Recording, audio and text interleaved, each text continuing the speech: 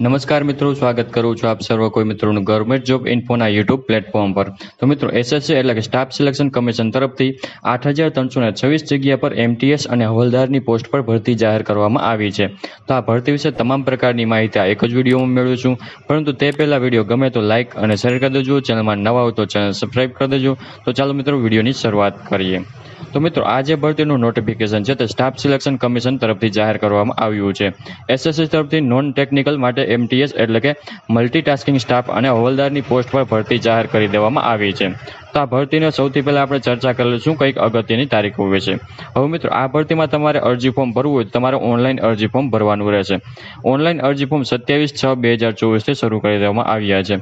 27/6/2024 થી લઈને 31/7/2024 સુધીમાં તમારે અરજી ફોર્મ ભરી દેવાનું રહેશે। ઓનલાઈન અરજી ફોર્મ છે તે એસએસસીની જે ઓફિશિયલ વેબસાઇટ છે ssc.gov.in પર જઈને તમારે ઓનલાઈન અરજી ફોર્મ ભરી દેવાનું રહેશે। મિત્રો અહીં જે પરીક્ષાની ફી છે તે પણ તમારે ઓનલાઈન જ ભરવાની રહેશે। 1/8/2024 સુધીમાં તમારે પરીક્ષાની ફી ભરી દેવાની રહેશે।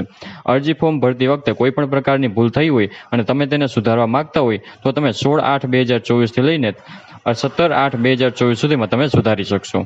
વાત કરેલી પગાર વિશે કે ઉમેદવારને કયા પગાર ધોરણ મુજબ પગાર મળવાપાત્ર રહેશે, તો અહીં જે પે લેવલ 1 મુજબ ઉમેદવારને પગાર મળવાપાત્ર થશે, એટલે કે રૂપિયા 18,000 થી લઈને 56,000 સુધીનું જે પગાર ધોરણ છે તે મુજબ પગાર મળવાપાત્ર થશે। વાત કરેલી જગ્યા વિશે કુલ કેટલી જગ્યા પર ભરતી છે, તો મિત્રો એમટીએસની એટલે કે મલ્ટીટાસ્કિંગ સ્ટાફની પોસ્ટ છે તો તેના માટે કુલ 4,887 જેટલી જગ્યા પર ભરતી છે।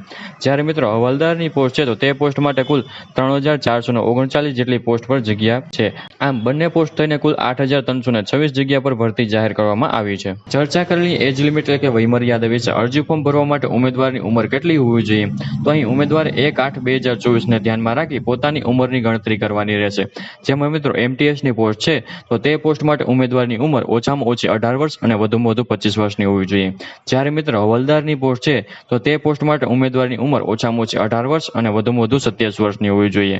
પરંતુ અહીં જે અનામત વર્ગના ઉમેદવાર છે તો તેઓને સરકારશ્રીના ધારાધોરણ અનુસાર ઉંમરમાં છૂટછાટ મળવાપાત્ર થશે। ચર્ચા કરેલી શૈક્ષણિક લાયકાત એટલે કે એજ્યુકેશન ક્વોલિફિકેશન વિશે અહીં મિત્રો શૈક્ષણિક લાયકાત માગે છે તે ઉમેદવારે 1/8/2024 સુધીમાં કમ્પ્લીટ કરેલ હોવી જોઈએ। મિત્રો અહીં ઉમેદવારે કોઈ પણ સરકાર માન્ય બોર્ડમાંથી ધોરણ 10ની પરીક્ષા પાસ કરેલ હોવી જોઈએ અથવા તો તેને સમકક્ષ પરીક્ષા પાસ કરેલ હોવી જોઈએ। જે ઉમેદવારે ધોરણ 10ની પરીક્ષા પાસ કરેલ છે તે દરેક ઉમેદવાર આ ભરતીમાં ફોર્મ ભરી શકે છે। વાત કરેલી મિત્રો એપ્લિકેશન ફી એટલે કે પરીક્ષા ફી વિશે કે ઉમેદવારોએ કેટલી પરીક્ષા ફી ભરવાની રહેશે, મિત્રો અહીં તમામ કેટેગરીની મહિલા ઉમેદવાર છે, એસસી અને એસટી કેટેગરીના તમામ ઉમેદવાર છે, હેન્ડીકેપ તમામ ઉમેદવાર છે, માજી સૈનિક છે તો તેઓએ અરજી ફી છે તે ભરવાની થતી નથી।